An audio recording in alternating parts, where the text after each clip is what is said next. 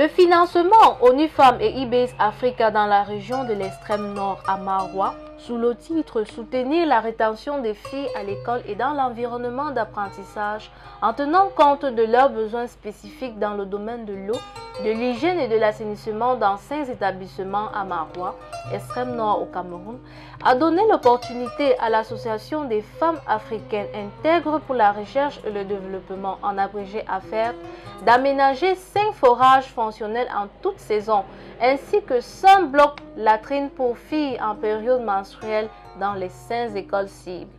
À l'occasion de la Journée mondiale des toilettes, édition 2022 au Cameroun, placée sous le thème « Valorisons nos toilettes », AFERT, en synergie avec les sectoriels en charge de l'administration territoriale, de l'eau et de l'énergie, de l'éducation de base, des enseignements secondaires et la promotion de la femme et de la famille, a procédé à la vulgarisation des toilettes adaptées à la GHM à travers des mini-ateliers de formation et des administrations et élèves sur l'aménagement. L'utilisation et l'entretien de ces toilettes conformes aux besoins spécifiques des femmes et filles.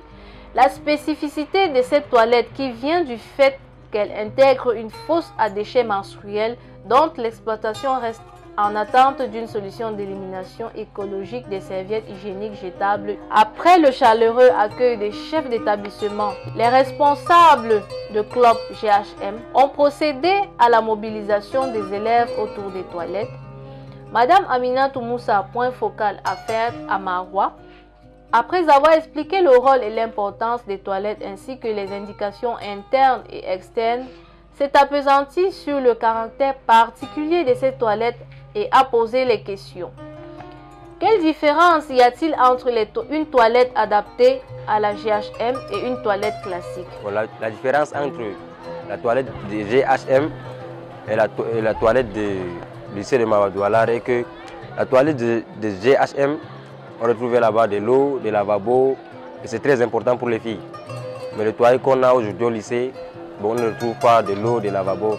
Et donc, la toilette du GHM est très importante pour mes camarades jeunes filles. Bon, ça va les aider à rester à l'école. Et ces toilettes sont-elles identiques aux toilettes ordinaires? Non, non. Quelle est la différence?